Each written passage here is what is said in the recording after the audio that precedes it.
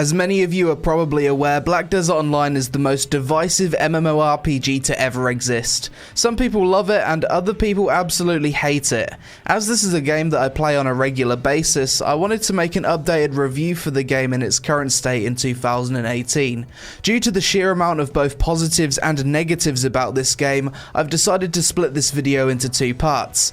Part 1 will be about the positive aspects of Black Desert, and Part 2 will be about the negative aspects. From there, I'll just leave people to draw their own conclusions.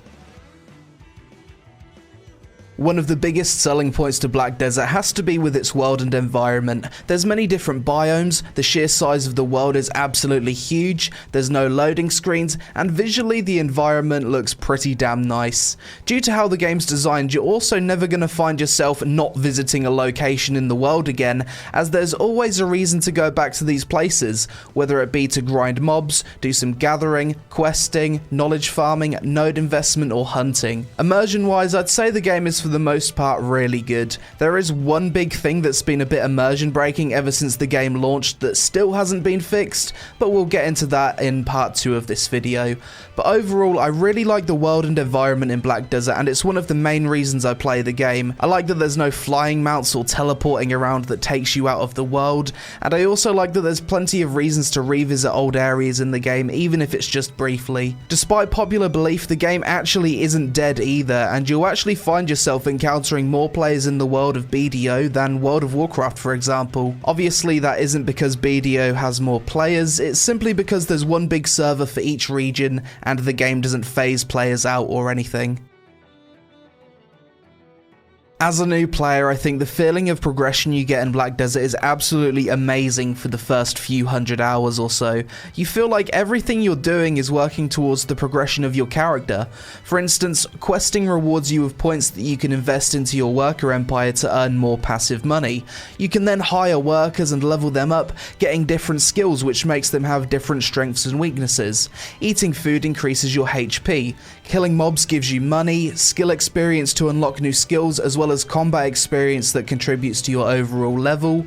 Running around increases your stamina. Exploring and talking to NPCs gives you energy points which have multiple uses. Making and leveling alt characters gives you more daily pay.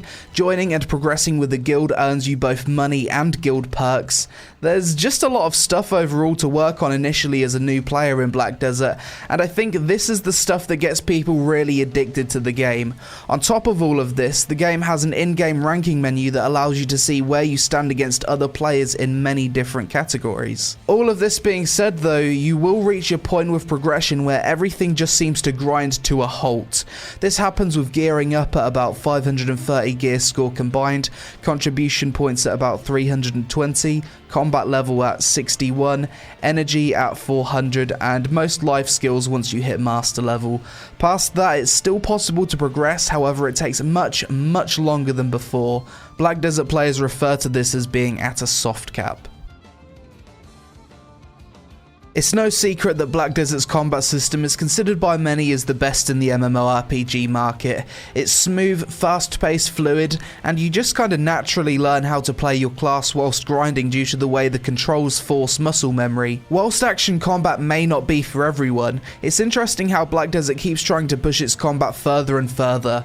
At level 56, for example, every class in the game gains access to a new set of abilities and a secondary weapon that's vastly superior to the abilities you use prior to this. Another update that's coming to the game soon will allow you to combine two fairly weak pre-awakened abilities to get one super powerful ability. Eventually, once you dig a little deeper into the combat and start to dabble in the PvP, you'll learn that each ability has different states to them that dictate how you should use them in any given situation. Some abilities, for example, have something called super armor on them. Whenever you use an ability with super armor, you're immune to all forms of crowd control for the duration of that ability, except for grabs. Other abilities have forward guard on them, which means you're only protected from the front.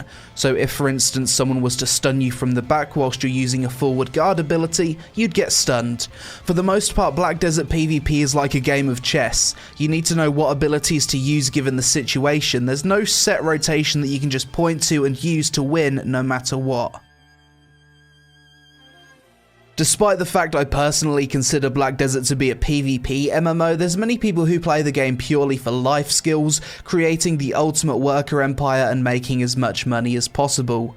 After diving into this aspect of the game, I've personally found it really enjoyable mathing out what's the best worker to use on a certain node, figuring out what elixirs are the most profitable to make and sell, calculating the best Imperial trade crates to make, as well as how I can further optimize my contribution points for passive income. All of this is quite enjoyable content if you fully understand the game. However, from the point of view of a new player, all of this is confusing as hell. Despite this, I think anything with depth is always going to be somewhat confusing initially anyway, which is why I think the life skills and worker empire side to Black Desert is one of the game's strongest aspects.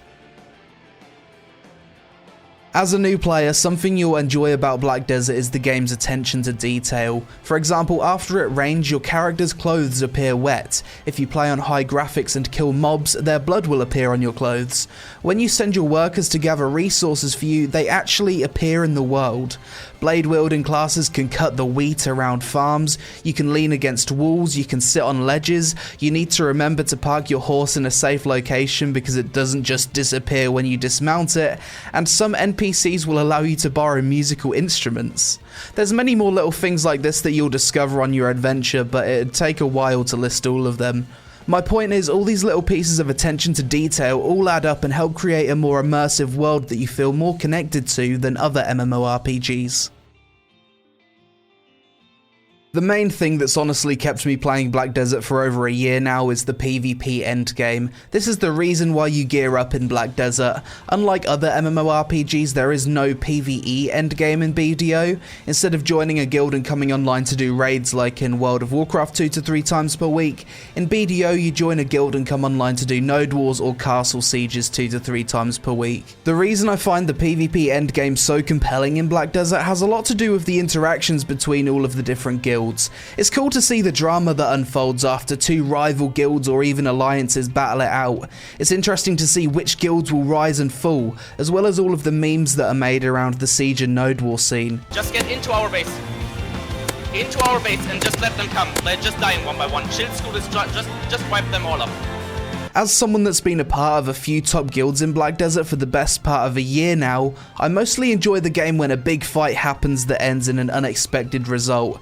Every Saturday after Castle Sieges end, there's also a podcast on Twitch in which all of the guild leaders of the participating guilds get together and discuss what happened. Needless to say, it gets pretty damn heated. There's a lot of salt, backstabbing and flaming, which as a participant in these battles is absolute gold to watch and be a part of. Let me ask you, Malaka Coca, one last thing.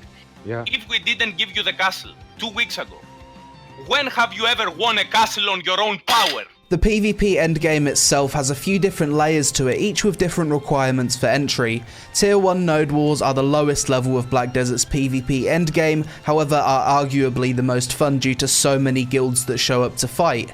Guilds that participate in Tier 1 wars typically ask for around 440 gear score combined onwards, which really doesn't take that long to achieve. Tier 2 node wars are the next step up from Tier 1s as they reward more money to the guild that wins. The requirements, however, are a bit higher than Tier 1s, and usually require you to have a gear score of 460 onwards as well as level 60. Tier 3 node wars offer even more money than Tier 2s, however are the least competitive form of node wars due to there not being enough strong guilds to really compete for them.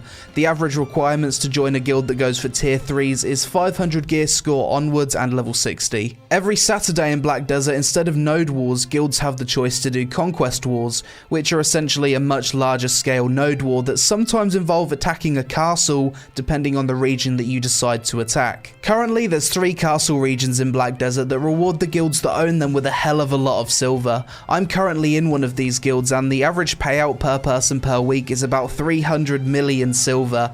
I think the guild as a whole get between 35 and 40 billion a week, which is certainly a good incentive for guilds to fight over castle regions. From a personal standpoint, my most memorable Black Desert experiences come from participating in Castle Siege. My all-time favourite siege was when I was in a guild called Addicted. We defended Valencia Castle for 4 hours against 6 attacking guilds. By the end of the fight, I had 255 kills to 22 deaths. Another memorable battle was when I was in a guild called Leviathan, and we managed to take out 2 really strong guilds in a 1 vs 2 scenario to defend the castle. No one dies, everything up on main building. Kill it, for fuck's sake. On main building, everything you have. Okay, plus should be up there. Respawn at base, respawn at base, respawn at base. Everything back to base, back to base, come on! It was great fun, and I got a special temporary title for getting over 100 kills in that fight too. I guess if Black Desert was to die tomorrow, I'm glad I've at least made some good memories in the game. Aside from the node wars and sieges, guilds are able to declare war on each other in Black Desert. When you kill a member of an enemy guild in the open world, it contributes to your war score against that guild, and your guildies get a little pop-up letting them know that you've either killed someone or gotten killed. There is no reward for beating another guild on war score other than EPing, but it's a fun thing to have in the game regardless, and is usually how a lot of guild rivalries are formed. Despite the PvP endgame being the main thing that keeps me playing BDO, there's a lot of issues and things that need to be improved with it that I'll be talking about in part 2 of this video. For those of you that haven't played Black Desert for a while, there's been quite a few new updates made to the game since I initially started playing it again at the start of 2017. Since 2017, Black Desert has expanded to the following regions: South America, Southeast Asia, Middle East, and North Africa. These regions have their own publishers and are each at different stages of content releases. This is good news for those of you that always complain about the region lock. The knowledge system got an overhaul, so you no longer need to reset your knowledge on mobs to get a higher rank. On top of this, node level actually impacts drop rate as well as your overall knowledge points. The game had 3 new expansions: Margoria Part 1, which added more ocean content to the game, and Camasylvia Part 1 and 2, which added a large new area of the world, new grind spots, new boss gear, boss summon scrolls, and nodes. Tier 9 horses were added to the game. There's currently 2 types, the Pegasus and the Unicorn. The Pegasus can glide from atop mountains, and the Unicorn provides PvP buffs. They added a giant sea monster called Vel to the game, which spawns every Sunday. The boss itself is a bit of a shitfest, but sailing out with a group of friends is kinda fun, I guess. An instance PvP dueling arena called the Battle Arena was added. This can be accessed from anywhere in the world via a menu. A guild arena with custom rule sets was added. To get access to this arena, your guild master needs to rent it. As of making this video, 3 new classes have been added to the game since the start of 2017. The Dark Knight, the Striker, and the Mystic, with another new class on the way within the next few months. 2 new Ogre bosses were added to the game, which only spawn on Saturday. They added accessory rewards for reaching level 61 and 62. They dramatically reduced the time it takes to get to level 60 and made all abilities unlockable at level 60 instead of 61 or 62. The hidden stats on weapons, armor, and accessories are now fully displayed so players can make better decisions on what gear to aim for. Something called Marnie Stones were added. It's basically an item that you can buy with silver and turn into combat XP after you've killed a certain amount of mobs. There's been a few changes to the marketplace. Most noticeable is that the pre-order value on items is now displayed, and you can also set favorite items to make browsing faster. A new instanced game mode called the Savage Rift was added. It's basically a PvE tower defense mode where you shoot mobs with a musket and build structures to defend your tower. A militia system was added to castle sieges as a way to get players from smaller guilds to still participate in conquest wars as either an attacker or defender. Siege axes were added to the game to allow players to kill each other's forts quicker. Villa buffs got reworked so it's less tedious to get the buffs you need. A new PvE game mode called Altar Training was added. It's basically a timed wave defense mode that has a few different difficulty options. There's a few new guild bosses that were added to both Valencia and Camasylvia, and finally a lot of new catch-up gear was added to the game that's very easy to obtain for new players, such as Azula accessories, General's accessories, Granite accessories, and Black Spirit weapons and armor. As a new player, you can basically get the gear needed to move on to higher level grind spots without even touching the enhancement system at this point. Overall, there's been a lot of new quality of life things added to Black Desert over the past year, as well as a lot of content that nobody really asked for. It's fair to say that leveling up and gearing up is much easier now than it ever used to be as a new player. However, for veteran players, not much has really been done to change more core elements to the game.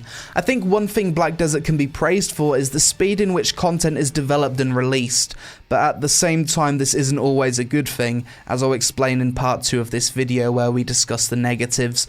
But to give a quick TLDR, if you're a casual player with no interest in being competitive and just want to enjoy the world, do some life skills and explore, Black Desert is as good as ever. If you're a hardcore PvE or PvP player, then I highly suggest waiting for the negative part of this video before making your mind up as to whether or not Black Desert's worth playing in 2018. But that's it for part 1 of this video, guys. Hopefully some of you out there will find it useful. If I forgot to mention any positives about BDO, then feel free to mention it in the comments below.